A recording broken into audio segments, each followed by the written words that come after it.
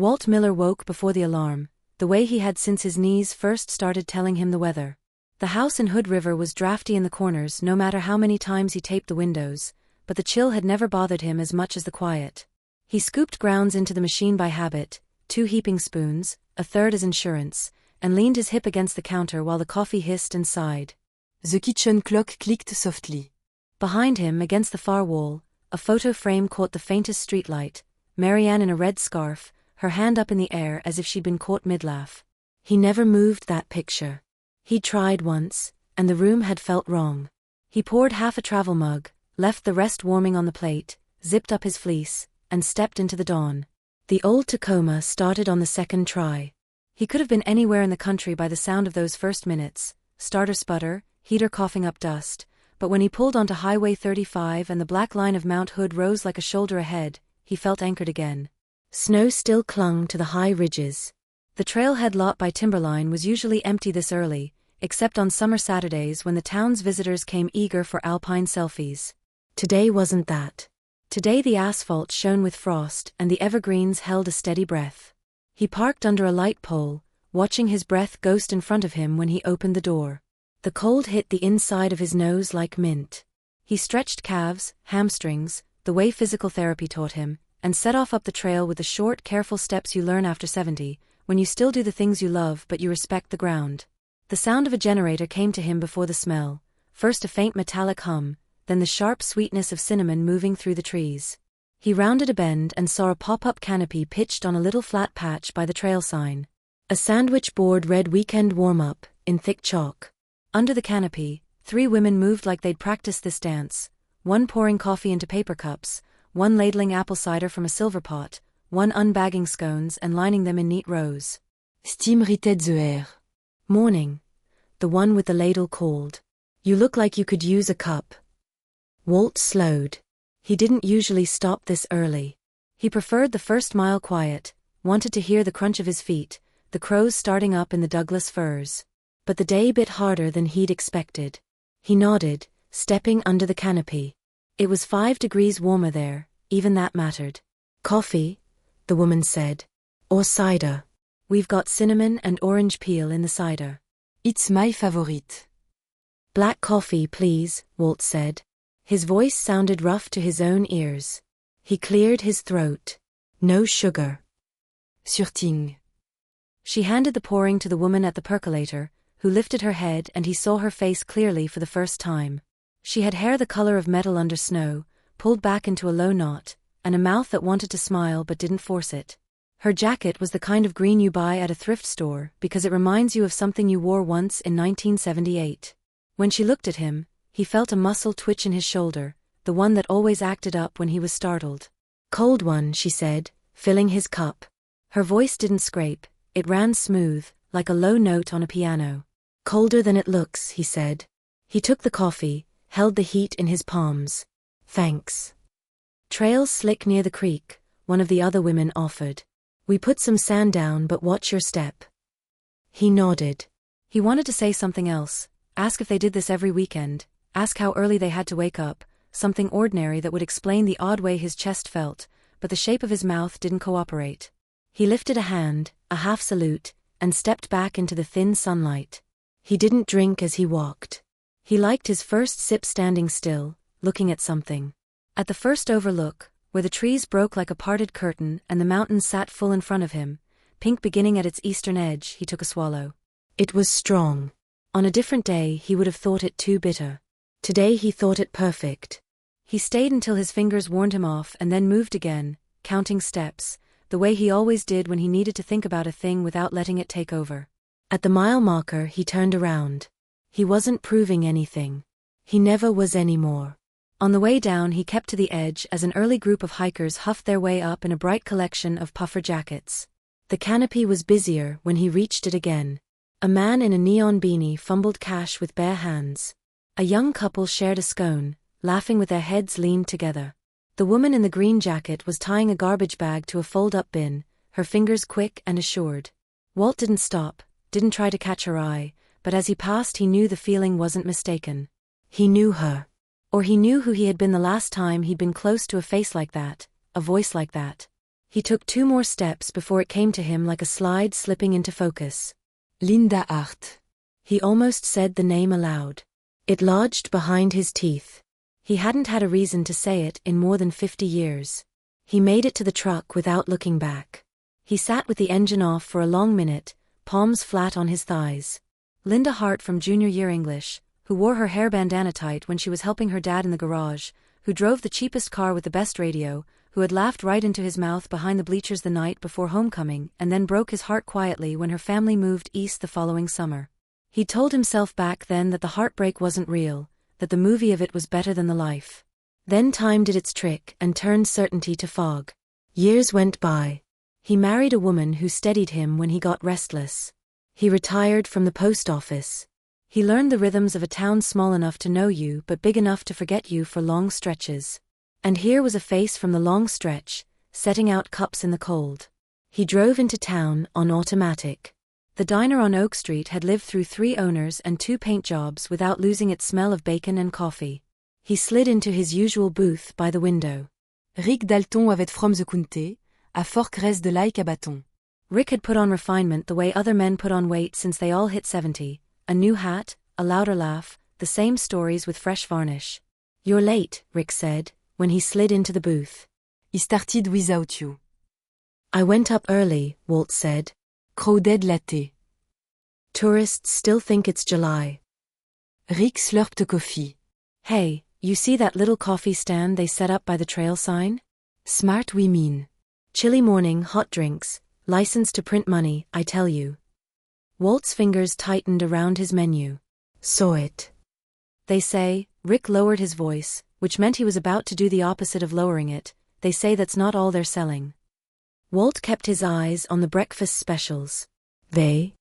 Listen, a guy told me. He's up there most Saturdays with his dog. Says the one with the gray bun, the pretty one, has a side business. You slide en extra 20 in a certain envelope. You get a little extra company, you know? Not up there, obviously. Maybe in her car. Maybe in town later." Rick waggled his eyebrows like he was 17. "People say a lot of things," Walt said. He set the menu down. The waitress arrived, saved him from saying more. "Pancakes for you, Walt?" she asked, as if asking meant anything. "Eggs," he said. "Over easy." Rick waited until she left. Buddy, wake up. "I'm trying to keep you from embarrassment. I saw you last week at the senior center luncheon, looking like you might talk to a lady if she spoke first. I'm saying, be careful. These days, you never know what someone wants." Walt kept his voice even. "Maybe they want to sell coffee." "Maybe," Rick said. "Or maybe they figured out that men like you and me still want adventure but can't afford the consequences." Walt stared past Rick at the street, at a woman tugging a toddler up over the curb, at the way the toddler grinned at the challenge. He didn't say any of the things that occurred to him, like, "My wife is dead and I still wear my ring when I sleep," like, "I know the cost of consequences," like, "Linda used to fix her own spark plugs." He didn't say he recognized her, either. The name felt too tender in his mouth. He ate his eggs. He listened to Rick tell the story of his neighbor's truck for the 3rd time. He nodded where men nod to keep a friendship intact. But later at home, when the heat kicked on with a rattle and the afternoon light made everything a little too white, he put a hand on the picture frame and said, "You'd tell me to ignore it." Marianne, in her red scarf, didn't answer. She never did, no matter how long he waited. He went to the pantry and pulled a box of envelopes from the bottom shelf. He stood there a while, an envelope in his hand, the paste edge gritty against his thumb. He put it back. He put the whole box back, pushed it behind the flower where he'd have to reach if he wanted it again. Then he opened the notebook he kept for grocery lists and wrote the words trailhead and coffee and don't be a fool. He shut the notebook and put his palm flat on top of it as if to keep the words from slipping out. Evening blanketed the town early. He turned on the lamp by the couch. The house held its breath the way houses do in winter, counting the hours to morning. He felt the shape of a decision in him, not yet formed but heavy, like a storm miles off. On the television, a woman in a bright blazer read the weather for the Columbia Gorge. "Wind advisories," she said. "Slick road. Take care." He looked back once more at the photograph. Marian had been good at choosing mercy. He wondered if he could be too. He clicked off the lamp and let the room go dark. Saturday put a different light on Hood River. The river looked like polished metal, the bridge a green line drawn across it. Walt told himself he was going to the farmer's market for apples, maybe a jar of honey. He parked along the curb by the old brick armory where the market set up on weekends, and let himself be pulled along by the tide of people, kids in knit hats, a guy busking with a steel guitar, a woman selling bouquets wrapped in butcher paper. He liked the market because it let him pretend he was only one life among many. He could stand by the pears, touch the weight of them, and for 5 minutes he didn't have to be anyone specific. Rick was there, of course, planted near the coffee cart with a cardboard tray of pastries like a proud donor. He spotted Walt and grinned. Look who the river dragged in. Walt lifted a hand. Needed apples. You need gossip, Rick said, lowering his voice the way men do when they want to be heard more. I asked around about your trail ladies. Word is they make a killing. And there's a story about the gray bun one. Linda, Walt said, before he could stop himself. The name came out softer than he intended, like a hand brushing a sleeve. Rick blinked. You know her? Used to, Walt said. A long time ago. Well, Rick said, savoring it, then you're going to love this. A fellow down at the hardware store swears he heard it from a friend. You tuck an extra 40 in an envelope, and she'll meet you later for some company. Not right there, obviously, she's a pro. But you know. The whole small town special. Walt looked past him at a woman arranging jars of blackberry jam. The lead cooked the Palson. The small town special, ou. Hey, it's not a moral failing to want a little warmth, Rick said, as if he were being generous. I'm just saying, don't be a fool about it. These things end messy. Walt bought his apples. He bought honey he didn't need. He walked the loop twice and stood for a few minutes by the busker, letting the notes rinse his ears. The gossip landed in him like a burr in a sock, irritating, invisible until it wasn't. He had lived in small towns long enough to know rumor was a currency. People spent it when they didn't have any other. He drove home with the radio off and went straight to the sink to wash the fruit. He lined his apples in the bowl on the table, a little still life, red, gold, red, gold. He watched them until he felt foolish, then moved through the house, picking up a mug, folding a throw, opening the blinds another inch. When the restlessness didn't ease, he got back in the truck and headed for Timberline again, as if he'd left something there. It was later now, the lot was fuller, and the thin line of steam from the canopy rose steady in the colder air. He didn't go under the tent. He stood off to one side, near the map box, pretending to read about avalanche zones. A young man in a puffy blue jacket came up the slope, shook off the cold like a dog chaque water, and ducked under the canopy. He had the open, efficient movements of someone who belonged everywhere. He set a manila envelope on the table and leaned in toward the green-jacketed woman, toward Linda. Paperwork this afternoon, the young man said, loud enough for the words to reach Walt in pieces through the wind. Mrs. Lopez can't sign until 2. Yell'll swing by the center, then head over. Walter de 10, paperwork, afternoon, swing by, center, head over. It wasn't much. It was enough. Thanks, Evan, Linda said. Tell her I'll bring the copies. Evan, Walt caught the name when one of the other women teased him about forgetting his gloves, tapped the envelope, grinned, and left as quickly as he'd arrived. Linda tucked the envelope into a plastic bin behind the cider urn like it was nothing more or less than what it was. Walt felt his scalp tighten, the way it did when he stayed in the sun too long. He knew how paperwork could be a whole world, employment forms, heating assistance, property tax deferrals. At the post office he had learned to read the outlines of an envelope the way some men read faces. This could have been anything. A responsible part of him knew that.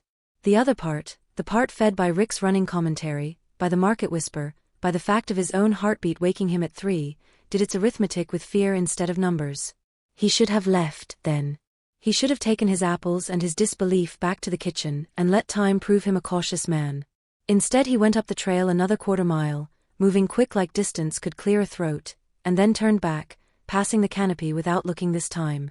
He drove to town, detoured past the center where he sometimes ate lunch on Tuesdays, saw the empty benches out front, the corkboard with flyers for Tai Chi and tax prep and grief groups. He thought of Marianne's hand in his at one of those groups, the way she'd squeezed when the facilitator said, "You can be grateful and angry at once." He pulled into his driveway strung tight as wire. He tried to read. The words didn't stick. He stood in front of the closet for no reason he could name and then opened the pantry again. The box of envelopes waited where he'd left it behind the flour. He took one out and laid it on the counter. He took out his wallet, thumbed past the debit card and the loyalty cards and the insurance card with his birth date printed clearer than his own memory some days, and slid 2 20s free. He set them on the envelope as if he were weighing it down in wind. Just ask, he told himself.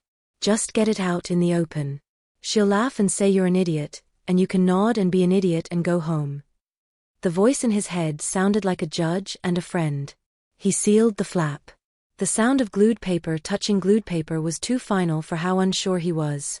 He almost tore it back open to rescue the bills and the dignity both. He didn't. He put the envelope in the inside pocket of his jacket and stood there, his palm pressing it flat like a man trying to soothe a dog. He made dinner and didn't taste it. He watched the evening news and couldn't tell you a single story they covered afterward. He went to bed and lay there with the picture frame turned toward him, the room sketched out in the pale of the streetlight. He didn't pray. He wasn't sure who would be listening if he did, and he had promised himself not to drag the dead into his confusion. In the morning, the trailhead lot looked like it always did: 2 pickup trucks, a Subaru with a ski rack, the forest, the mountain pointing at the sky like an old truth. The generator shattered. The canopy steamed. He could have turned around again. He walked up and stood in line behind a woman in a red knit cap who ordered 2 ciders, extra cinnamon, like she was asking for forgiveness. Linda shifted to the percolator, scooped grounds, poured, turned, the motion of someone who had learned how to keep her hands busy so her mind could go somewhere quieter. When it was his turn, she lifted her chin and met his eyes. There was no recognition in the gesture. There didn't have to be. He held out his hand with the envelope in it before his mouth had done any thinking. "This is for you," he said, and the words sounded like someone else's. She didn't take it right away. What is it? His mind, terrified of silence, supplied the worst version. "I heard if a man," he swallowed, as if he could drown the sentence. "For later." The air moved strangely under the canopy.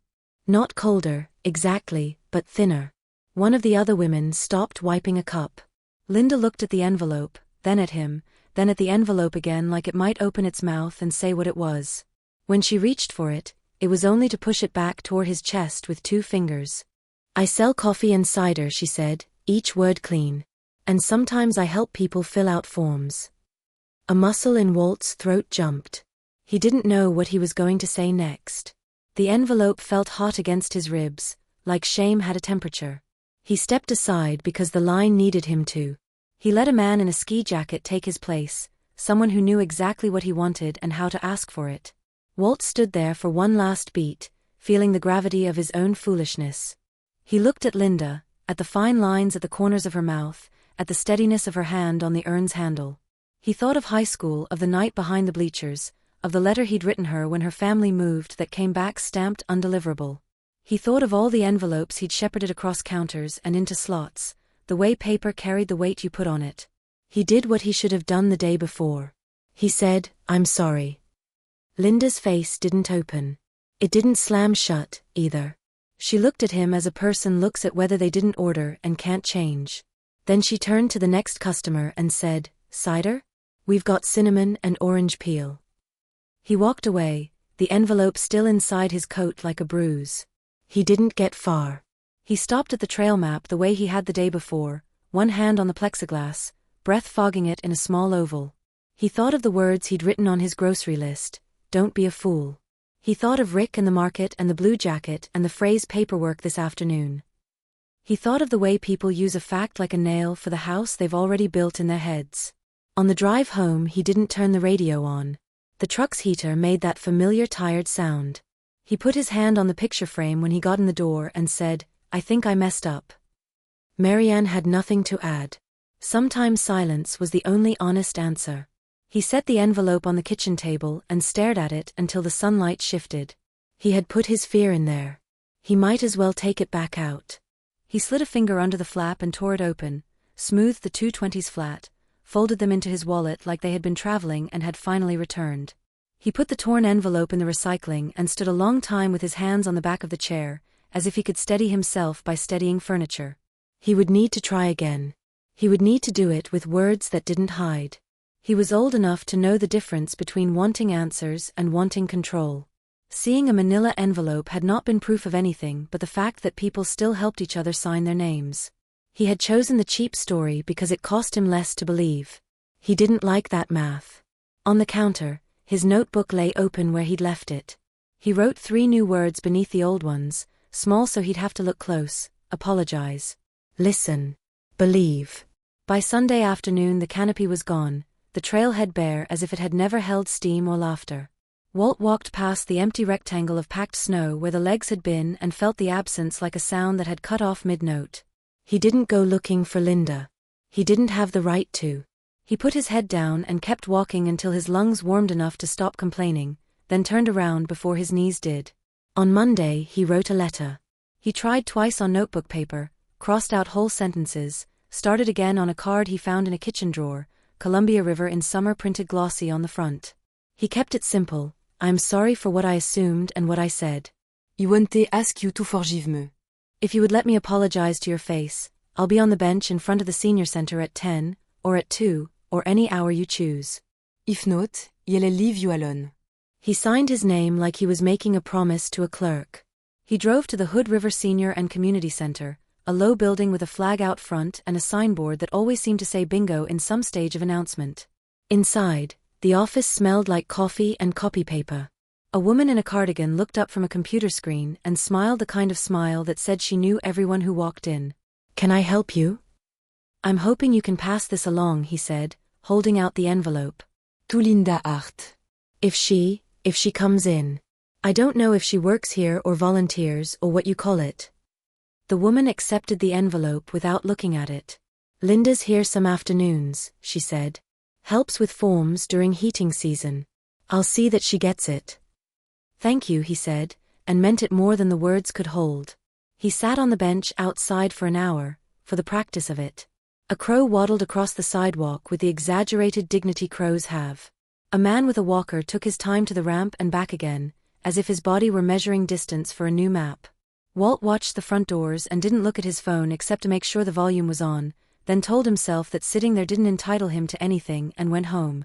He went back on Tuesday, not because he expected her but because he had written that he might. He stayed for 40 minutes. A woman from Tai Chi class asked if he was waiting for the bus. He said no, but the question gave him a gentler reason for his own patience. On Wednesday morning, while he was rinsing a frying pan, his phone rang. Unknown number. He dried his hand on a dish towel and answered. Monsieur Miller. The voice was low, unhurried. He knew it before he knew it. Yes, he said, keeping his tone level with effort. This is Linda. I got your note. The small pause afterward wasn't empty. It held a decision being made. Today is too busy. Tomorrow at 2. Waterfront Park, the bench near the amphitheater. I won't stay if this turns into an argument. It won't, he said. And then, because he trusted words more when they were plain, I'm sorry. Tomorrow, she said, and hung up. Waterfront Park in November had a particular light, pale, willing, the river a long gray muscle under it. Walt got there early and chose the bench with the best angle on the water. He didn't want her to think he was crowding her, so he sat on the far end and left space. He practiced the sentences he had whittled down. I was wrong. I believed a cheap story because it cost me less to believe it. You didn't deserve that. He repeated them until they felt almost like they belonged to him. Linda arrived with her hands in the pockets of a navy jacket, a knit hat close to her head, no makeup he could see. She looked like a woman out for a walk, which is what she was, and nothing in her posture suggested otherwise. She stopped a few feet from the bench. May I sit? She asked, as if asking gave her the option to leave. Please, he said. She sat. She didn't turn toward him.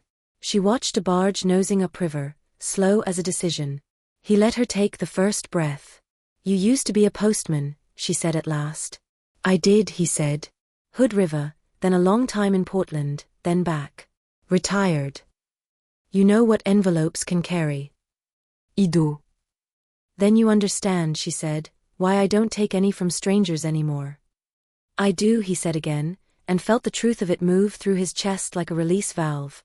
I'm sorry, Linda. I heard a rumor. I saw an envelope. I did the math I wanted to do instead of the math that was there. She nodded once, as if that was the first statement that belonged in the conversation. Evan brought me Mrs. Lopez's heating assistant's paperwork. We were going to go over it at the center, so she wouldn't miss a signature. I told him to remind me to make copies.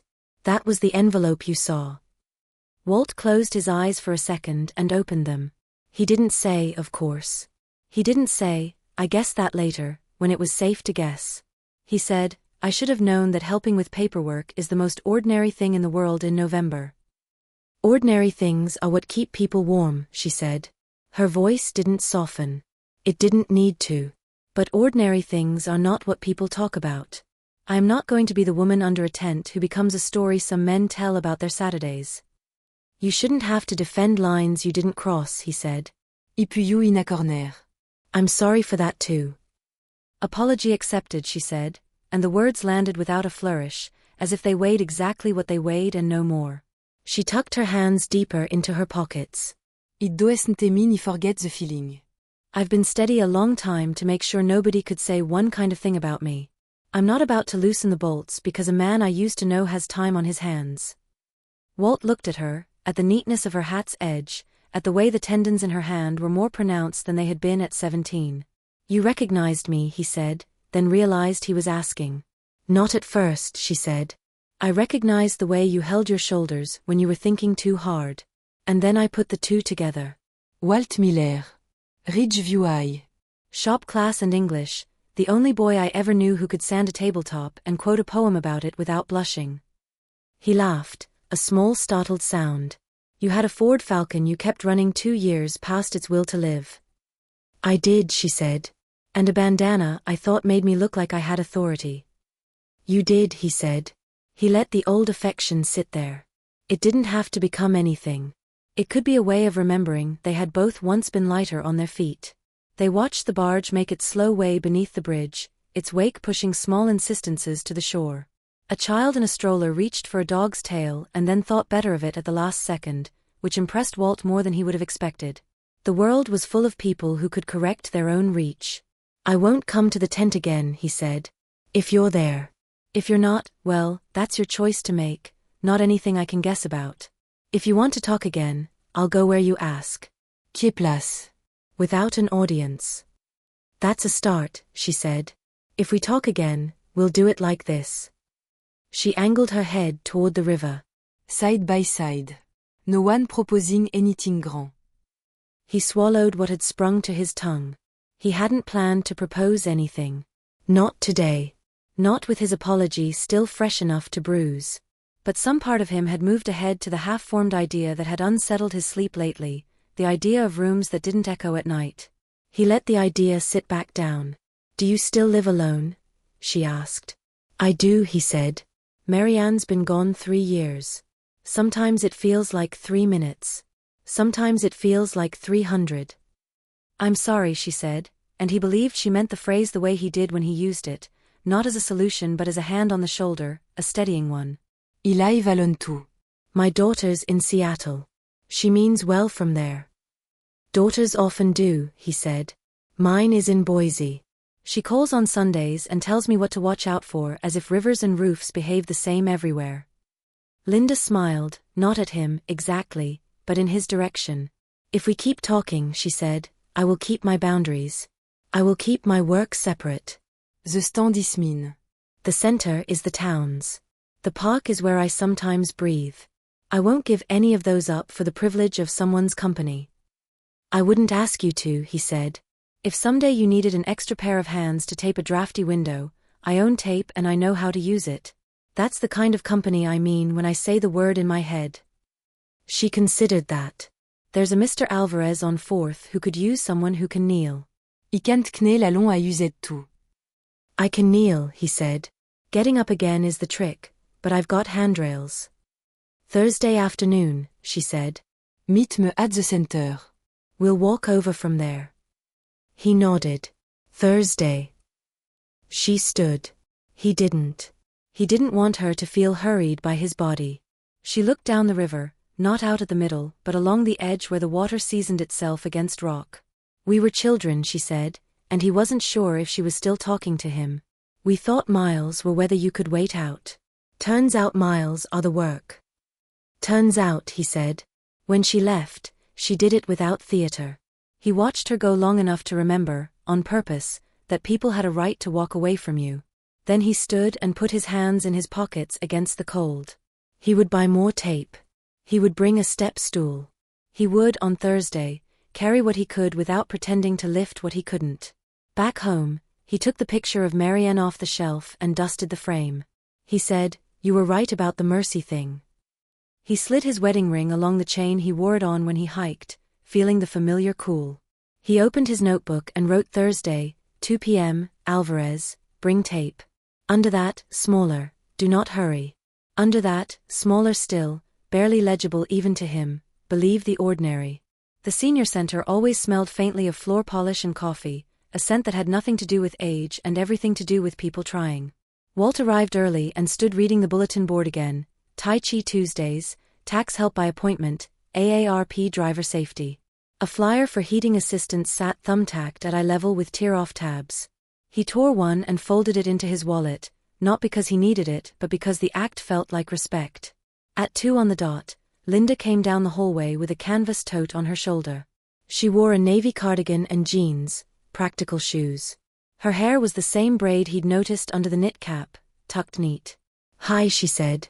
She didn't offer a hand, she didn't create distance either. "Hi," he said. "I brought tape. And a step stool in the truck." "Good," she said. "Mr. Alvarez's place is 3 blocks. We'll walk." It was the kind of afternoon the gorge specializes in, flat light, air that tasted like aluminum and rain even when it didn't fall. They went in the kind of silence that's not awkward because it has enough room for breath. When they turned onto 4th, Linda slowed in front of a one-story bungalow with a porch sagging just enough to make a certain kind of man itch to fix it. The yard was tidy, raked leaves in bags, a bird feeder listing. Chic Noqued. It took a minute. The door opened to a man in a sweater with holes at both elbows, his hair a cloud of white. He leaned on a cane and peered behind Linda before spotting Walt, expression sharpening. "Monsieur Alvarez," Linda said. "This is Walt. He's good with tape." "Bueno," Monsieur Alvarez said. His voice had gravel, his eyes had humor. "Come in." "The wind, she plays tricks. At night I hear her sing." Inside, the living room was warm in the way old houses get warm, a baseboard clicking on and off, the faint scent of something stewed hours ago. Photos crowded a shelf above the television, black and white wedding portraits, a graduation cap, a middle school soccer team. The windows rattled gently in their frames, a percussion section to the wind. Linda put her tote on the coffee table and began laying out forms on a clipboard without ceremony. "We'll check the windows and door while we go through the paperwork," she said. "The county needs your signature on page 4, and initial here and here. We'll copy your gas bill at the center, Evan can run it through. If all goes well, you'll have the credit on your next statement." Mr. Alvarez nodded with the solemnity such promises deserve. "Evan. The muchacho with the hair," he said, and chuckled at some private joke. Walt nodded like he knew it too. He took his tape and went to the nearest window, set the step stool, pressed his palm against the frame. Cold air licked his wrist. He could see daylight where the old cork had shrunken back. He tore a length of clear plastic and smoothed it over the gap, his fingers remembering the pressure it takes to get adhesion without bubbles. Behind him, Linda read each line of each paragraph aloud, not like a teacher but like someone walking beside someone else on a steep path. "Do I check this box?" Mr. Alvarez asked. "I don't want to lie." "That one is if you received assistance last year," Linda said. "You didn't, so we leave it blank. Here, this one is for your household income. Pension plus sociale sécurité. We don't have to be exact to the penny, we need close." Walt moved to the next window, then the door. The weather stripping had chewed itself to lace. He pulled it free and measured the gap with his thumb and memory, went back outside to the truck for a strip of new foam he kept in a bin because he couldn't help himself. He cut it clean with a razor and pressed it down, the satisfying hush as the door closed onto a better fit. From the table, Mr. Alvarez narrated his own life with a wry eye. "My Rosa, she liked to keep the thermostat at 72, he said. We argued 41 years about it. Now I keep it at 68 and pretend to win." He laughed. Then his eyes watered and he looked down quickly at the page. "The nights, they are long." Linda's pen slowed for a fraction before her voice resumed, steady. "Initial here," she said gently. At the last window, Walt had to kneel on the couch. His knee complained and he told it to hush with an old man's affection. He pushed the couch back when he was done, put the tape and scissors away, and stood with his hands on his hips, listening. The windows clicked a little less. The door kissed its jamb and stayed. "Better," he said. Mr. Alvarez stood with effort and shuffled to the door. He opened it and then closed it, nodded in satisfaction. "My brother would fix this faster," he said, "and then tell me what else is wrong." "You are quiet." He looked at Walt, then at Linda, then back again. "You two work like you have done this before. Married people work like this, or friends for a long time." "We're just making sure you won't hear the wind sing quite as loud," Linda said. Her tone let the compliment land without sticking. They finished the forms. Linda double-checked signatures, slipped the papers into her tote. Mr. Alvarez insisted on sending them away with oranges from a bowl, because some gestures are laws. You don't let someone leave your house without putting something in their hand. On the sidewalk, Linda handed Walt one of the oranges.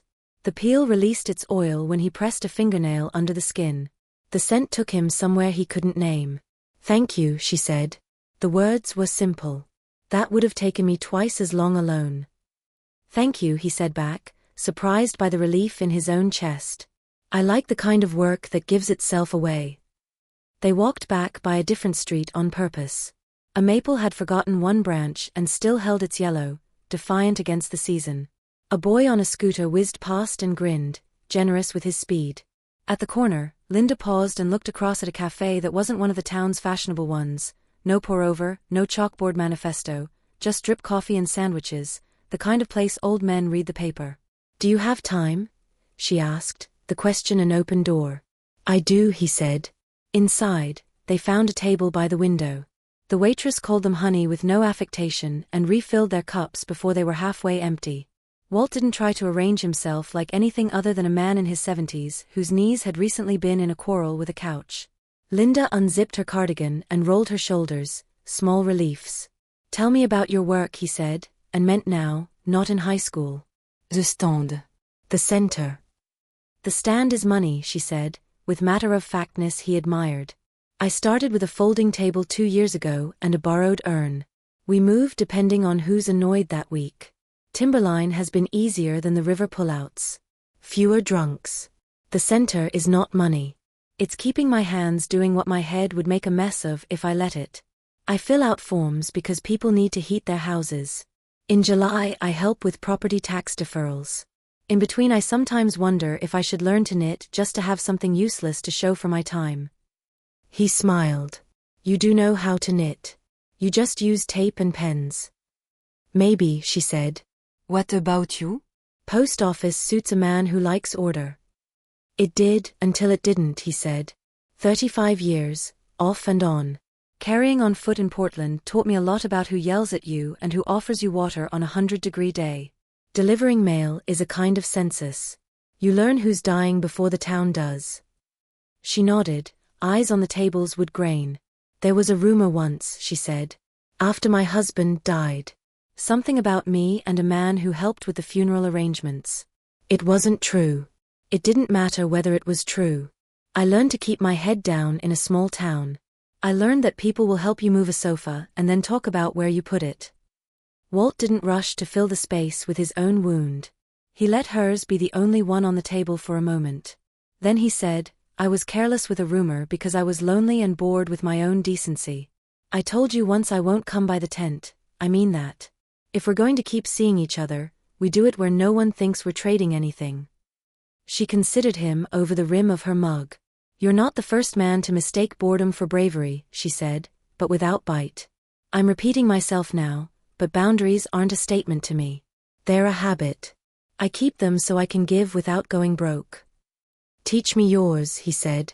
"I can learn." "My daughter will want to meet you before she decides whether to disapprove," she said, a smile that was more about the daughter than him at the corner of her mouth. "She lives in Seattle." She will use phrases like power dynamics because she works in an office where people do. She will, if not, then at least me.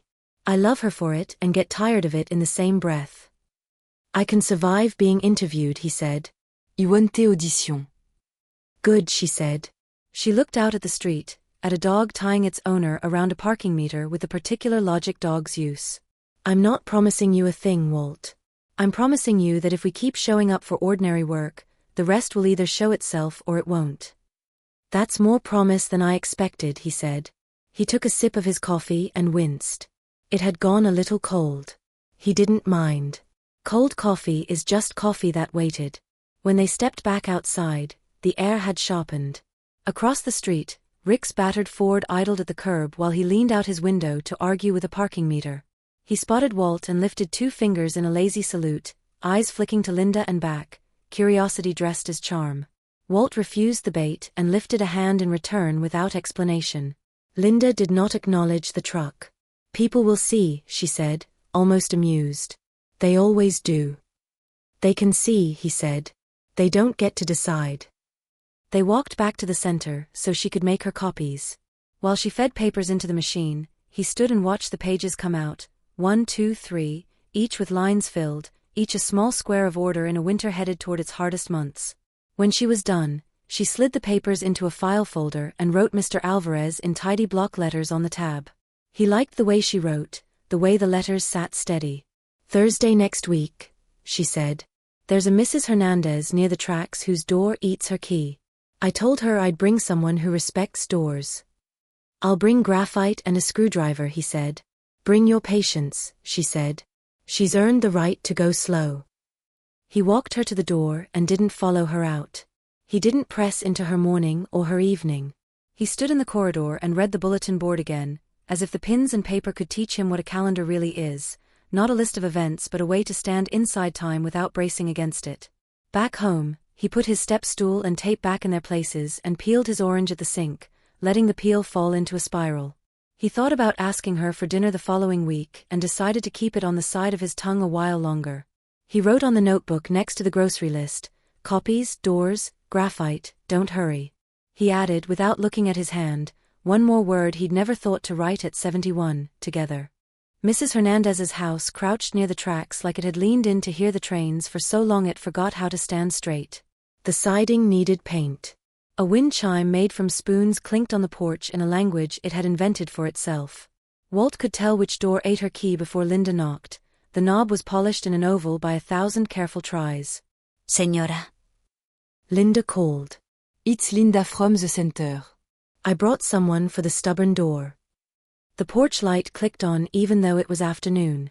The door opened 2 inches and stopped, as if it were shy. A small woman with a braid and a sweater that had been mended more than once peered out, saw Linda, smiled, and then saw Walt and didn't stop smiling, which he took as a gift. Come, she said. The door, she is hungry. Inside, the house was clean the way hands clean when hands have been busy all day. A pot simmered on the stove, cumin and tomato thick in the air. Framed picture crowded à lo shelf. A baby whiskey qu'on is face, a man in a coboyat, a diploma in a plastic frame. The door stuck the last half-inch as if a child on the other side had decided to hold it shut. Walt set his bag on the floor and squinted at the latch. He pressed the knob, turned, felt for the catch, listened. She's right, he said over his shoulder. The door it. I told you, Mrs. Hernandez said, delighted to be believed.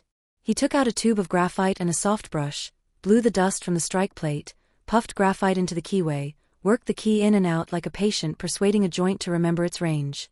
Trick is to show it who's boss without breaking its pride, he said, which earned him a sound from Mrs. Hernandez that might have been a laugh.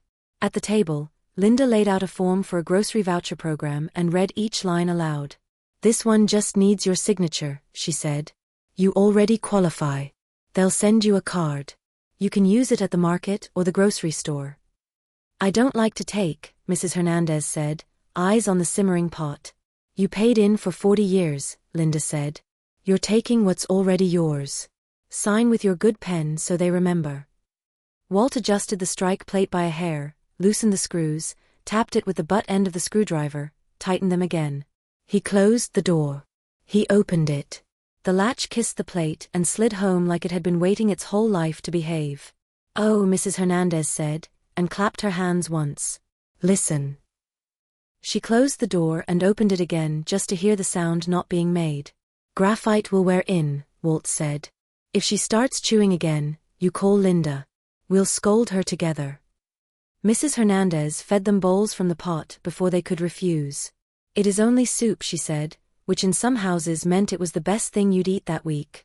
It tasted like tomatoes and patience.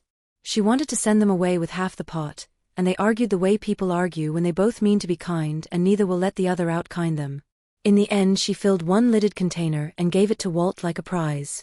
"For your wife," she said, then put a hand to her mouth, remembered, and reached out to touch his forearm instead. "For you," she said, correcting herself gently. On the sidewalk, Linda handed him the container as if to mark that she had been given it too.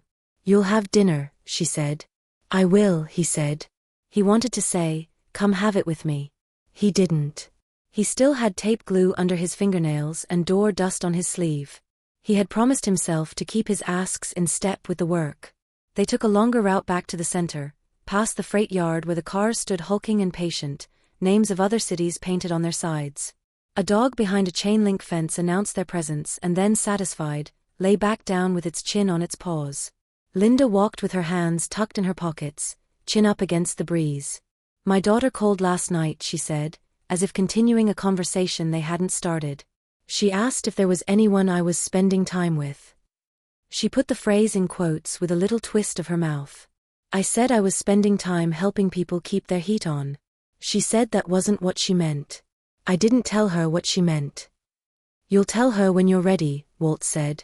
"She will have strong opinions," Linda said. "She will be right about some of them and loud about the rest. She's earned her volume." They reached the center and made their copies. Walt watched Linda work the machine like a musician, feed, press, stack, staple. He liked the economy of her movements, the way nothing was wasted. When they finished, she said, "I need to drop these at Mrs. Lopez's place. And then I need to go home and pretend soup is a plan." "You have soup now," he said, lifting the container. "You have soup," she said. "I have plans to make soup." He wanted to say it again, "Come eat with me," but the words would be too big under the fluorescent lights of the copy room. He walked her to the door and let the thought sit down inside him quietly. That evening, the soup was better than it had any right to be. He ate with the radio off, listening to the house hold itself together against the weather, the baseboard heater clicking a rhythm he knew by heart. After dishes, he set the empty container in the dish rack to dry and, without thinking, placed a clean towel over it like a courtesy. He looked at the towel and laughed at himself. He took the towel off and wrote a note instead, "Thank you. D'Orbeave." He drew a little latch beside the words because it helped to make things visible. On Saturday, he took the long way to the market, not because he was trying to avoid Rick, but because he wanted to stop by the hardware store for more weather stripping and a set of screws with heads that wouldn't strip if you looked at them wrong. Outside the store he ran into Evan, the young man in the blue jacket, juggling a bag of salt and a coil of rope like the two were natural companions. "You must be Walt," Evan said, "the way people know your name in towns like theirs. Linda said you have a talent for doors." "Doors and tape," Walt said. "And listening to people who've been alive longer than me." "Then you're hired," Evan said cheerfully. "We've got a list up at the center. Door sweeps, storm windows, whatever a volunteer with a screwdriver can do." "I'll stop by," Walt said. He didn't mention that he already spent his afternoons there more often than he admitted to anyone but his notebook. The market was winter lean, fewer stalls, more knit goods. Walt bought a loaf of bread you had to cut with intention and a jar of pickles so green they looked like spring if you squinted. He dodged Rick once near the coffee stand and again near the mushrooms, but it was only a matter of time. "There you are," Rick said at last, falling into step. "Been trying to catch you. You disappeared Thursday." "Doors," Walt said. "They don't fix themselves." Rick made a face like Walt had told a joke that wasn't good enough. "You hear anything more about our tent entrepreneurs?" Walt stopped walking. He didn't raise his voice. "I heard that people in this town have more opinions than spare parts," he said. "And I heard a door stop eating keys because somebody took the time to see what it needed instead of what they expected." Rick looked at him for a second and then laughed. "You always were a poet when a cuss would do," he said. Suis yourself, buddy. Just don't come crying to me when your hat goes missing. I'll put an AirTag on it, Walt said, surprising himself. He left Rick at the end of the aisle and felt only a little guilty for the satisfaction. On Sunday, he raked the front yard because the leaves had finally surrendered and because motion kept his thoughts from running ahead of him. He oiled the back door hinges and wrote a note to himself about the smoke detector battery. He tried to read and gave up. At 4, he went to the kitchen and made chicken and rice into a meal the way you do when you know how much salt a person needs without measuring. He was halfway through chopping an onion when the knock came. Linda stood on his porch with Mrs. Hernandez's container in her hands, now dry and clean. I didn't mean to show up without calling, she said, as if she had apologized to herself on the way over and was doing it again to be sure. I was walking and I had this and then I was here. It's a good reason, he said, stepping back. I have soup that's trying to be dinner. If you have somewhere else to be, I can at least trade you for an empty container. She hesitated, toes on the threshold like a child testing cold lake water. He realized suddenly that this was what thresholds were, not wood and weather strip but the exact width of a person's doubt. He set the knife down, wiped his hands on a towel, and said, "You can eat in the doorway if that's what makes today feel possible. We can set the bowls on the step and pretend we planned it." She smiled, only with one side of her mouth. "I can come in," she said. "I can also leave if I need to." "Of course," he said, and stood aside. She looked around his kitchen like people look at weather, taking it in, noticing the strong and the weak spots. The photo of Marianne on the far wall caught the light the way it always did at this hour. Linda's gaz landait dont it for habit. Not l'on enough to be rude, l'on enough to be human. She liked red, Linda said. She did, Walt said. Scarve in winter. Tomato in the garden. Stand maille en 4 weeks. They ate at the small table, 2 bowls, 2 spoons. The soup made their cheeks flush. He resisted the urge to narrate his choices like a host. She resisted the urge to comment on the house like a guest. The quiet between them was the kind that holds rather than sags. "I've been thinking about the phrase alone," Linda said, after 2 spoonfuls. "It used to be a sentence. Lately it feels like a word that has a door in it."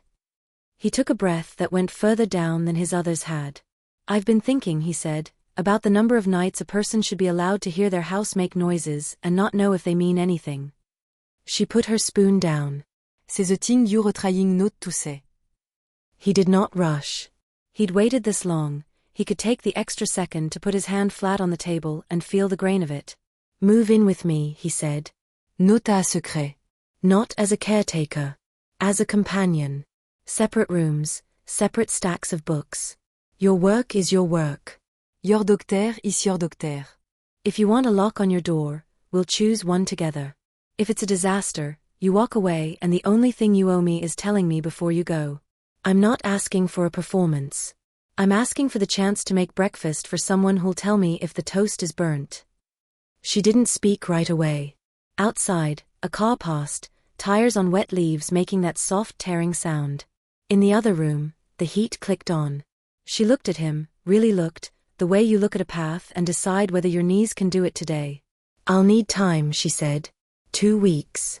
I'll need to tell my daughter I'm considering it and listen to her say all the things I already know and some I don't.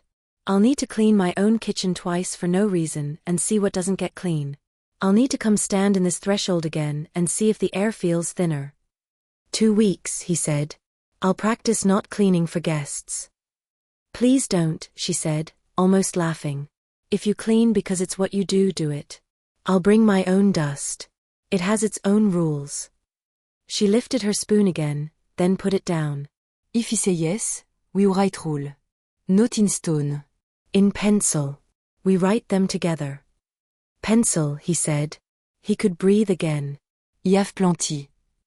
She finished her soup. She stood, put the bowl in the sink without being told how he preferred it. At the door, she touched the frame with 2 fingertips as if the wood could relay messages. This is not a promise, she said. It's a fair hearing. I'll be here, he said, knowing that here was more than the house. When the door closed behind her, he put his hands on the back of a chair the way he had on the day of the torn envelope and stood until his legs told him to sit. He wrote in his notebook, Ask Maid. 2 weeks. Rules in pencil. Under that, smaller, do not rush the door. The house clicked, the baseboard heater doing its necessary work. He could feel the shape of the next weather coming, a conversation with a daughter whose love sounded like warning. He would not mistake one for the other. He turned the photo of Marion toward the room the way he always did at night and said, "If you've got any extra mercy lying around, send it to Seattle." The 2 weeks thinned and thickened depending on what part of the day you measured. Mornings were manageable, coffee, the sound of the river like a long thought, a list written in block letters on the counter. Afternoons stretched. Evenings, the house made its small reliable noises and he heard all of them at once. He didn't try to be someone else. He vacuumed because he always vacuumed on Wednesdays. He took the curtains down in the spare bedroom and washed them because they smelled like dust, not because he intended to hang a sign on the room. He stopped himself from buying a new lamp twice. He put a legal pad on the kitchen table and wrote rules at the top and then stared at the word until it stopped looking like language. He crossed it out and wrote pencil.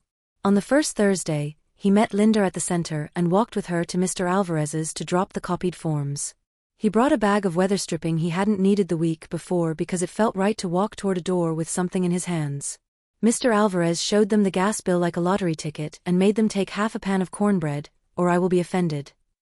Back outside, the air had that wet metal taste again. Linda tugged her at Chloé. "Any word from your daughter?" he asked, keeping the question soft. "She called," Linda said. "I told her I was thinking about making a change. I didn't say which one. She said, 'Mom, don't let loneliness be your landlord.' I said, 'I know the rent I pay.' We didn't fight. We will, later." They crossed Second and paused to let a line of second graders in neon vests trail past like a very serious parade. Linda smiled at a girl who waved like her hand had not been informed about restraint. "I asked her to let me try on the thought without her telling me how it should fit," Linda added. "She said she'd try." He liked the verb, try. It didn't make promises it couldn't keep. That afternoon, they went to the house near the tracks. Mrs. Hernandez's door behaved like a reformed sinner, and they admired it out loud to encourage good habits. Linda, unceremonious as always, set her tote on the table and pulled out the forms for the grocery voucher program and a flyer for a free flu clinic. "If you get the shot, I won't nag you all winter," she told Mrs. Hernandez. "If you don't, I'll bring broth and I won't say I told you so until spring." "You are bossy," Mrs. Hernandez said happily, signing where Linda pointed. She pressed a plastic-wrapped rosary into Walt's hand on their way out because people who have lived long understand that gratitude wants a shape. On Friday, the wind blew through the gorge like a debt collector. Walt used the afternoon to oil door hinges and replace the smoke detector battery he'd written himself a note about. He took the legal pad to the table again and wrote without crossing anything out: separate rooms, separate accounts, public distance, private honesty, emergency contacts, add Emily, medicine in the same drawer, not the same bottle, permission to say no without reasons. He added, smaller, say when you need quiet. C'est when you need a read. He didn't send photos of the list. He kept it like a seed packet, something to be opened in the right season. Saturday at the market, he didn't see Rick and counted that a kindness from the universe. He did see Evan, who looked at the sky and said, "Looks like the mountain's thinking about snow," as if the mountain were a person with obligations. Evan had a clipboard and a raw hopefulness that reminded Walt of a dog who wanted to fetch something bigger than itself. "You still good for Tuesday?" Evan asked. "We're doing window film on Maple Street. The cheap stuff, but it works." "I'm good," Walt said. He put his name on the list and ignored the lift in his chest that came every time he put his name next to something that wasn't a bill. Sunday, he walked the river path in a coat he should have replaced last year and nodded at the other old men who had also not replaced coats. He thought phone calls were like weather, you didn't control when they came, but you could be ready. He kept his phone in his chest pocket and kept a sentence ready in his mouth in case Linda needed it. "I'm here." She called that night. "Can I borrow your pencil?" she said by way of hello, and he liked that she had made a joke of the thing that felt heavy. "I have a first draft." He took the legal pad to the phone like a ritual. "I'm ready." 1, she said, "We tell Emily anything she asks within reason, and she doesn't get to decide, only advise. 2, we don't make anyone else the villain to make ourselves the heroes.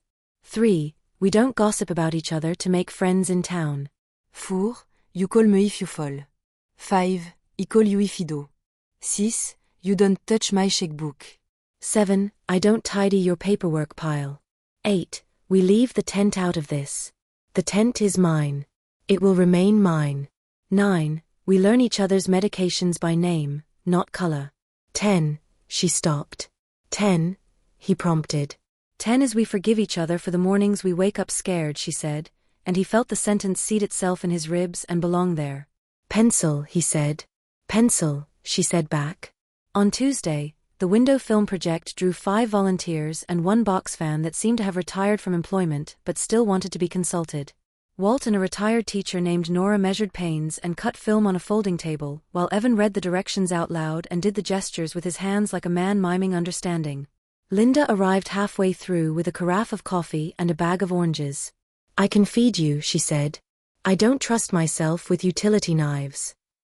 Nora, who had been a second-grade teacher for 30 years, asked without asking. And you are? Linda said.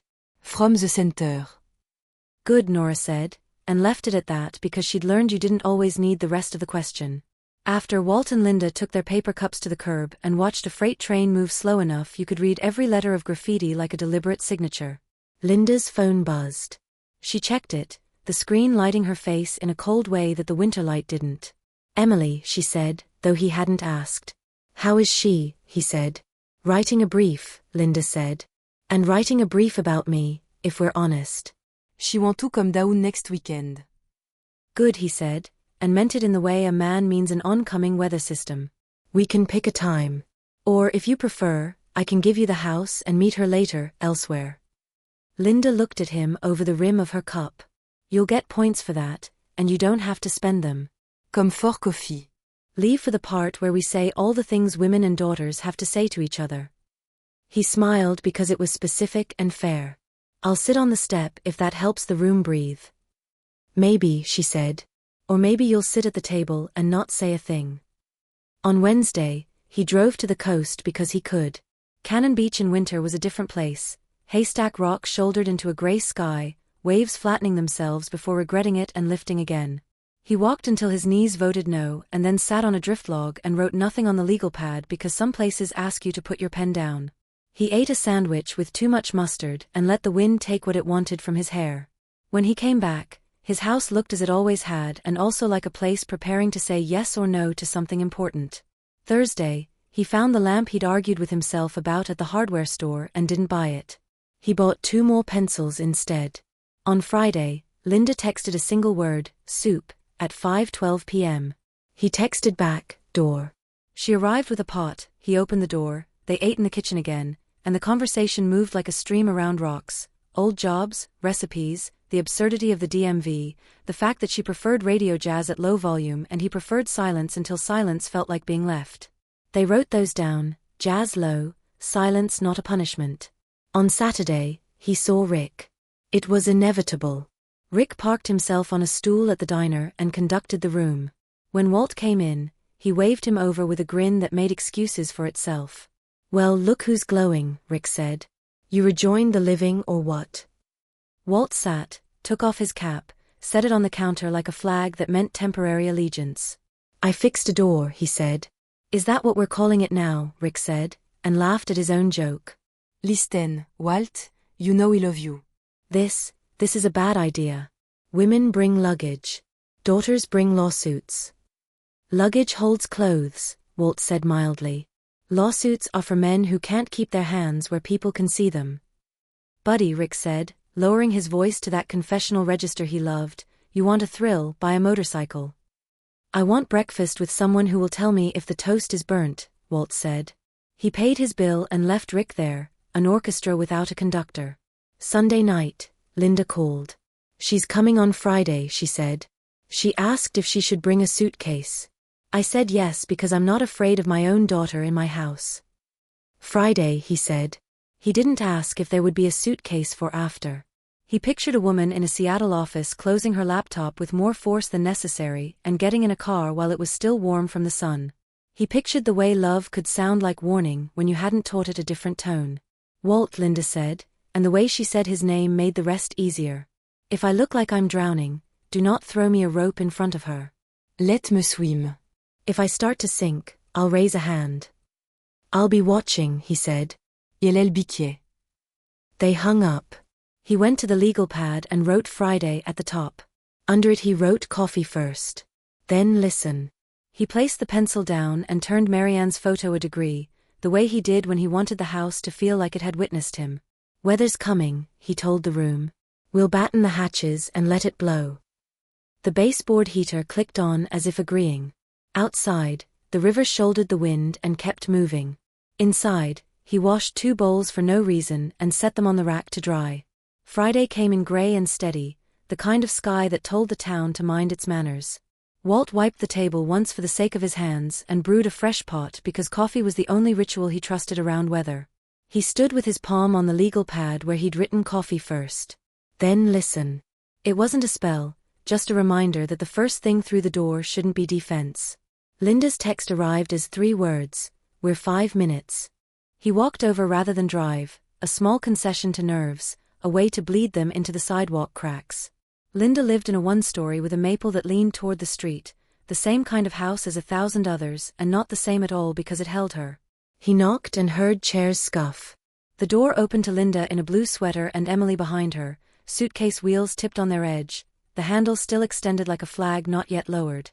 "Walt," Linda said. "Ma'am," he said to Emily then because ma'am sounded like offense, "I'm Walt." "Emily," she said. She wore a charcoal coat and the kind of boots that knew Seattle rain. Her hair was pulled back in a way that said it had once been in her face and she had told it firmly not to be. She looked at him the way a lawyer looks at a witness, polite enough, skeptical by profession. "Coffee's on," Linda said. "Sit. Then we'll say the hard parts." He took the chair nearest the corner of the table and made a point of setting his mug on a coaster. Emily didn't take her coat off, which was its own paragraph.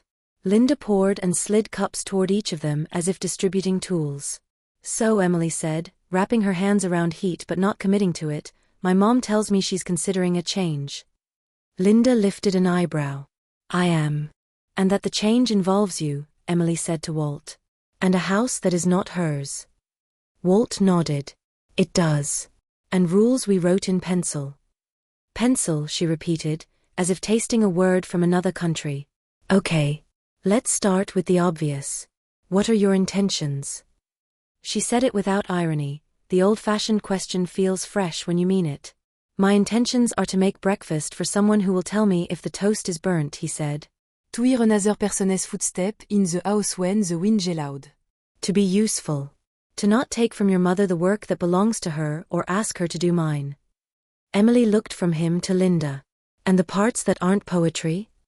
"Separate rooms," Linda said. "Separate accounts." Public distance where it keeps the gossip from being louded and we are.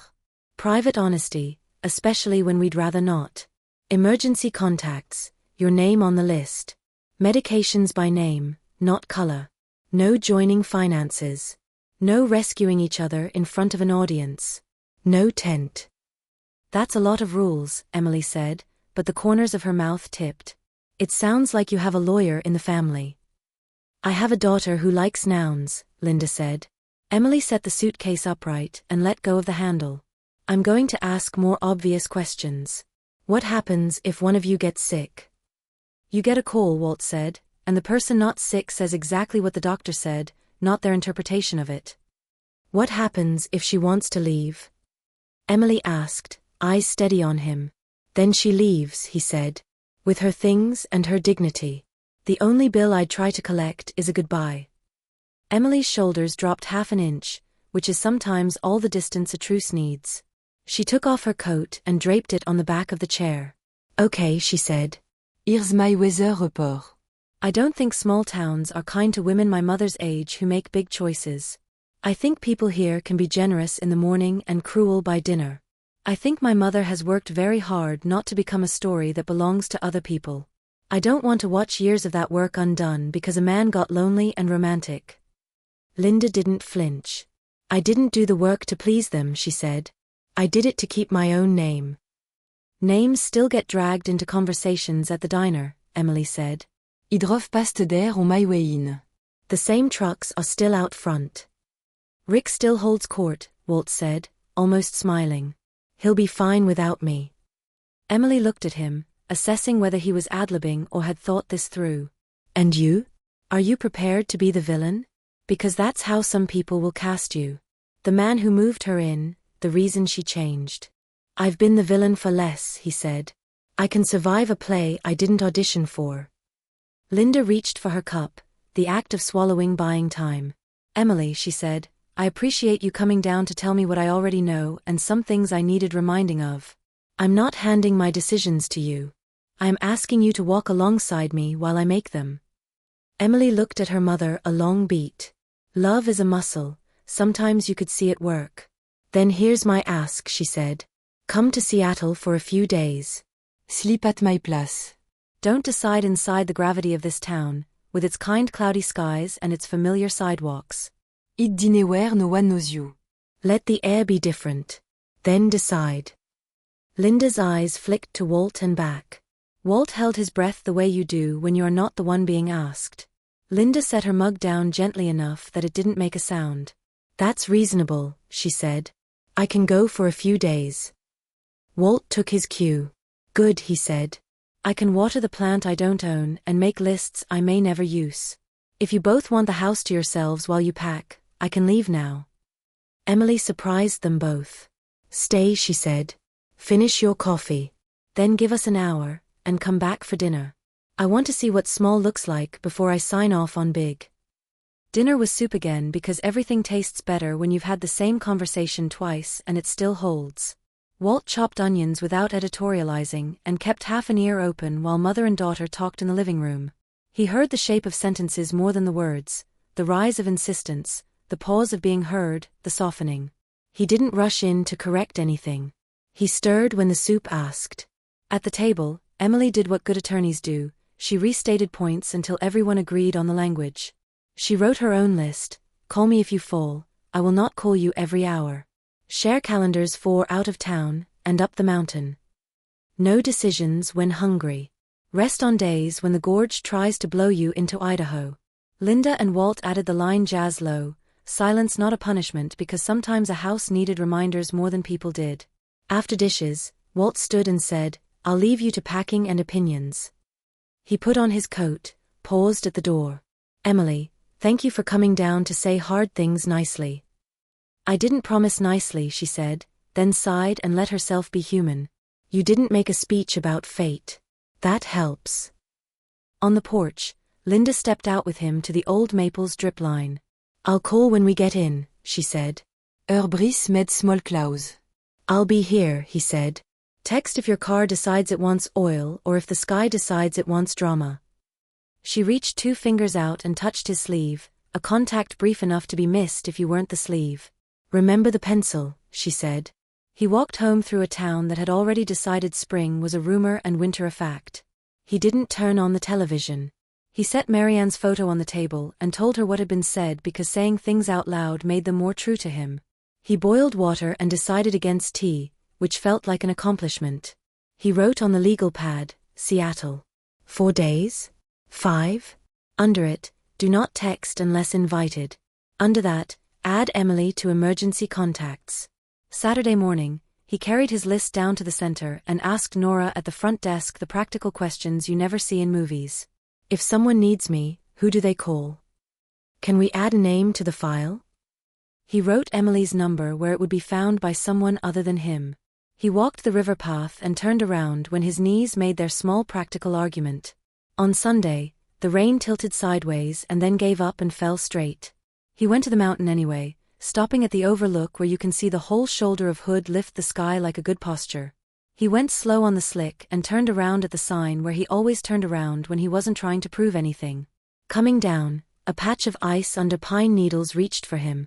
He felt his boots skate, his center of gravity slip, his hand grab at air. He caught himself on a stump and laughed once, the kind of sound that says both I'm okay and I could not have been. At the lot, he sat in the truck with his palms on the wheel until the adrenaline settled. He drove home at a speed his daughter would approve of and wrote one more line on the pad, better treads. He meant boots. He meant habits. Monday, the phone stayed quiet and that was its own weather to accept. He replaced the porch light and found the correct bulbs the second try. He took the spare room curtains out of the dryer and folded them because it felt like making a bed at a hospital. Maybe no one would need it, but you didn't wait until they did to make it. Tuesday afternoon, his phone buzzed. Emily. He let it ring once so he wouldn't sound like he'd been sitting holding the phone for hours. Hi, she said. The background sounded like rain on a Seattle window. We got in fine. Mom fell asleep on the couch with her shoes on, which I'm taking as a sign she needed to leave town to rest. Good, he said. I'm here if you need me to be, not if you don't. There was a smile in her breath. I'll give you this, she said. You're patient. I'm practiced, he said. We can call it patience if it makes better copy. Habite. I'll call if anything changes, she said. And Walt? Don't climb anything stupid while I'm borrowing my mother. I'll keep to the trail, he said. He hung up and put the phone on the table screen down, as if that could make the days go quicker. In the morning, he wrote on the pad in small letters barely darker than the paper, hold steady. The river outside shouldered winter and kept moving. He did too. The first 2 days in Seattle went the way Linda had hoped, sleep that came like a curtain, a walk where no one knew her name, a dinner where the waiter called her ma'am without implication. She texted Walt pictures of rain on a cafe window and a dog in a yellow slicker with the caption, "This city has opinions." He texted back a photo of his porch light finally working and the words, "Practicing patience." He meant it. On Wednesday morning, the weather pretended mercy, blue between clouds, the kind of sky that makes a man think the trail will be better today. Walt looked at the pad where he'd written better treads and told himself the ones he had would do. He'd order new boots this afternoon. He drove up to Timberline because being under the mountain made a different kind of sense than being under the weather. The lot was half empty. The trees wore last night's rain like a gloss. He tightened his laces, gave himself the speech he gave on days like this, slow, careful, turn around when you feel like it, and set off. The first mile asked nothing more than attention. He gave it. The air had that cold pine taste that makes you believe in clean starts. A quarter-mile later, under a sweep of Douglas firs, the trail tilted toward a little creek that ran without ceremony. There was a slick of ice under needles you would have sworn were just wet. He planted his foot and the ground did a trick.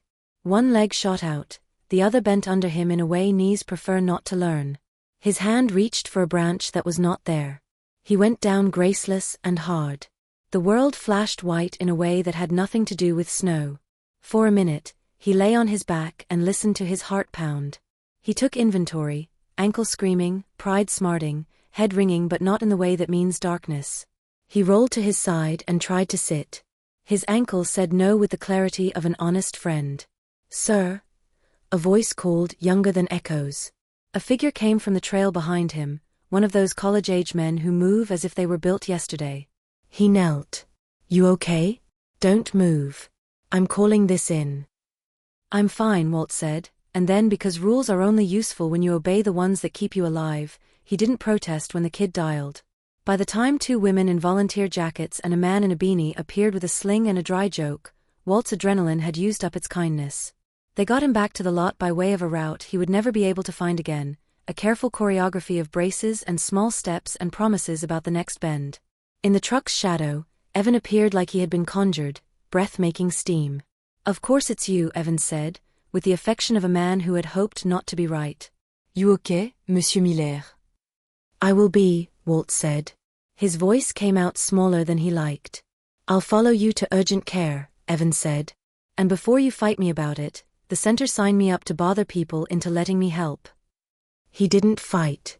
He let himself be helped into Evan's car because his truck's clutch and his ankle were not on speaking terms. At the clinic, a nurse with patients threaded a line of questions through the fog. The X-ray tech made him hold still in ways that felt like a personal affront to a man built for motion. Diagnosis: a sprain, not a break, a cut cleaned and glued, a warning to sit more than his nature traditionally allowed. Evan texted Nora at the center so the small town would know without it becoming a headline.